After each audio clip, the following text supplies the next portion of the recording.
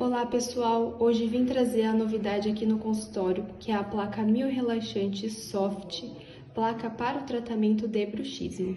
Como vocês podem ver, a placa miorrelaxante, ela recobre toda essa parte oclusal dos dentes, a parte que os dentes entram em contato durante a mastigação. Essa placa, ela evita o desgaste dental e ósseo, deve ser utilizada durante toda a noite de sono, sempre no arco superior. A placa soft, ela traz um maior conforto para o paciente, porque ela é internamente revestida por silicone.